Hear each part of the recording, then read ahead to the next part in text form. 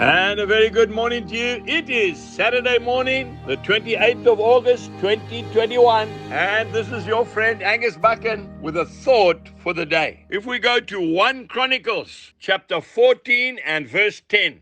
And David inquired of God, saying, shall I go up against the Philistines? Will you deliver them into my hand? And the Lord said to him, go up, for I will deliver them into your hand. That is why King David was such a great leader in Israel. Still regarded as the greatest king that ever lived, next to the Lord Jesus Christ himself. Why? Because he sought after God's instruction before anything else or anyone else. Now remember, we always say here at Shalom, a good idea is not always a God idea. And a need never justifies a call. What does that mean? Well, it means that when the Lord Jesus Christ walked on the earth, he didn't heal all the sick and he didn't feed all the hungry. He only did what his Father in heaven instructed him to do. You know, often people come to me and they cry and they say, how can a God of love allow me to suffer so much? And then when they start to share their story, it wasn't God at all. It was their own idea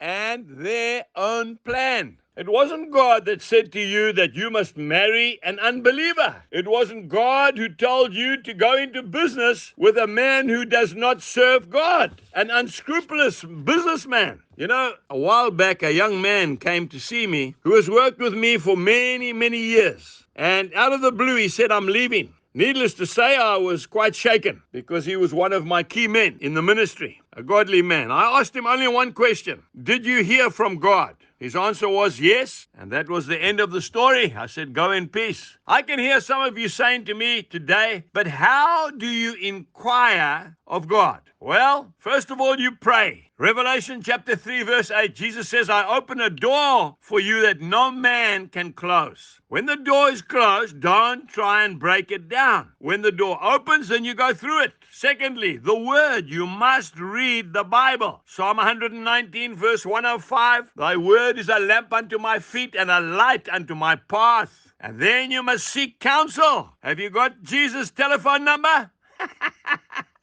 Hey, Jeremiah 3:3. He says, call unto me and I'll answer you. And then you must have peace in your heart. John chapter 14, verse 27, Jesus says, my peace give I unto you, not as the world giveth, give I unto you. And then you need faith, confident faith. You see, Abraham was known as the friend of God, not because he was a good man, but because he believed and he obeyed. James chapter 2 and verse 23. I remember many years ago, it was the fashion for the Christians to wear a band around their wrist with WWJD printed on it. I had one of those. What would Jesus do? It was a reminder. I want to say to you today, ask yourself one question. Would Jesus do it? And if the answer is yes, well then go and do it. If there's no answer, that means no. And if he says no, definitely don't go there. Have a wonderful day. God bless you and goodbye.